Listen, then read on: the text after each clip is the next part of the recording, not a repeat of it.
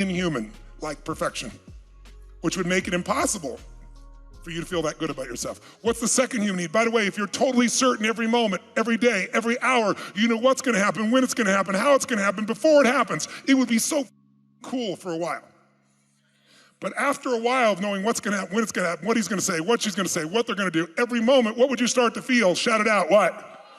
Bored out of your mind. So God, in her infinite wisdom, gave us a second need called uncertainty. Or another word for it is variety or surprise. Who loves surprises here? Say I. You want the surprises you want. The surprises you don't want, you call problems. But we need them to feel alive. Now, by the way, do some people value surprise more than certainty, yes or no? Do some people value certainty more than surprise? They love surprises, but only the ones they're certain about.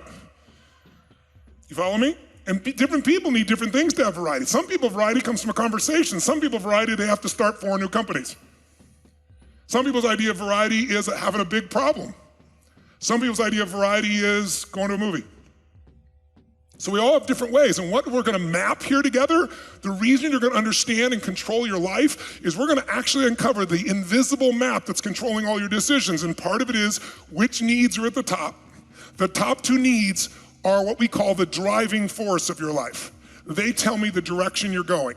No matter what you wanna do, you're gonna go in that direction. If it's certainty, you're going in this direction. If it's uncertainty, you're literally going the opposite direction. And direction determines ultimate destination or destiny. If you just changed one of your needs while you're here and that's all you did, it would change everything in your life. With a giant precessional effect, meaning if I throw the stone in the water, it doesn't stop when I hit it, it has that ripple effect on your whole life. So part of what we want to do is uncover. But also we got to uncover what are the rules to meet it. Because some of you have rules that are impossible to meet, and so you beat yourself up or you get angry or frustrated with yourself or other people because the rules just don't make any sense. You've set up the game where it's not winnable, and the unfortunate part is this is invisible. Because most of us are not conscious of the rules that control our lives. Because we didn't sit down, most of us, and design them, but we're gonna do that this week. First, we're gonna uncover them, see what's great, keep it, what's not, eject it, and then create what's really work, and then install it in our bodies so it's not a mental game, so that we literally physically respond in a new way. So we're free. So second one is variety. By the way, can you get certainty in a negative way? You could get certainty and comfort by doing drugs. Take it, you know with certainty that you're gonna gel out. You get certainty by being angry. And who's ever gotten really pissed off and you kind of liked it? Why? Because it met your need for certainty. You're feeling uncertain, you get mad, suddenly in that moment you feel a surge of certainty. And here's what you need to know. People will violate their own values to meet their needs. How many of you in this room consider yourself to be a very honest person? If you really believe that's you, raise your hand and say, I. Okay? How many of you raised your hand, lie? Let me see your hands. What the f is going on here? You will lie if you believe telling the truth. Even though your standards tell the truth, you will lie if you believe telling the truth will cost you one of your highest needs. Love, certainty, whatever's at your top, variety.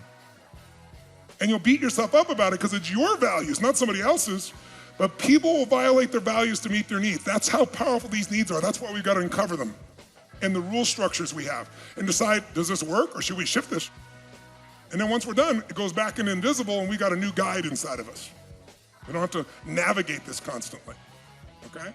So part of what I'm asking is I'm digging to find out her model of the world, what she thinks life's about, and I'm telling you where you all got it. We all got it from the source of love we crave the most. That's where it started. It may have been refined since then. And when we say got it, we either got it from them or we rejected it.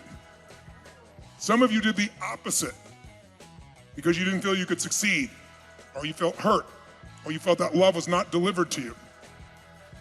Even if you don't have a parent, they weren't there, you still had someone who raised you, and if anyone told you about the parent, you have in your head what you thought you should be for them.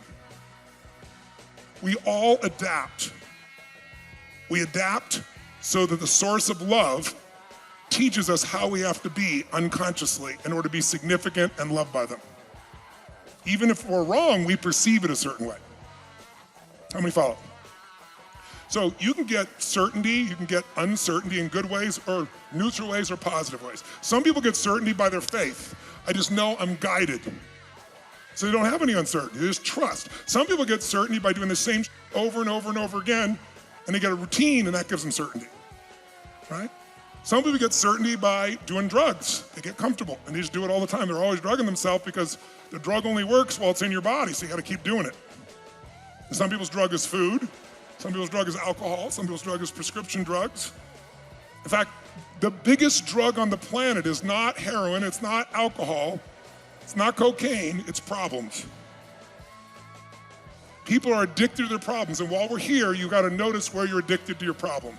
And the reason we're addicted to our problems is everybody's afraid of two things, two primary fears. Do you remember what they are? Number one, that we're not enough.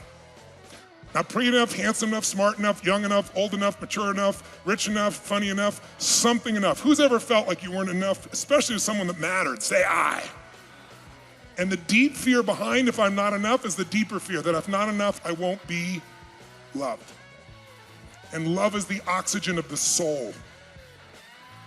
When you're a baby and you're born, guess what? We all survive because someone loved us. Even if you think you weren't loved, it's someone put your needs ahead of theirs or you wouldn't be here.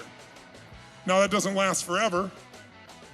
One day the internal drugs that makes that mother love that child. Have you ever seen a mother that thought their child was ugly, their baby? The kid's got no teeth, he's drooling, he's all over the place, one hair, the prettiest thing I've ever seen in my life.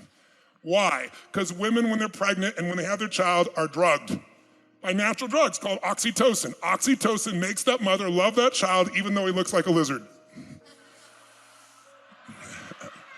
Fathers go, it's a lizard. Mothers go, well, that's the most beautiful child in the world. Men get oxytocin too, but they get about 1/8 the amount. So a man can leave. A healthy woman, biochemically healthy, can't leave that child. So we all were born with unconditional love, and then one day we learn we do the same things we used to do. What'd you have to do to be loved when you were a child? What'd you have to do as a baby? What'd you have to do? What? Nothing, not a squat. And it's so cool. You scream, you yell, you throw your food, you shit all over the place, you're still loved. Try that when you're 40, see if that works. Right? But then what happens? One day the oxytocin wears off. And that's a scary thing. That's when fear entered your body. And when that happened, you freaked out, tried to figure out what do I gotta do, and you gradually learned from the greatest source of love what you had to do or how you had to be. When you're born, you're this wide open. What can you be? Anything. And gradually you learn, I gotta be certain ways in order to get that survival thing called love, or at least significance. Because if I don't, I won't survive. And unfortunately, that early pattern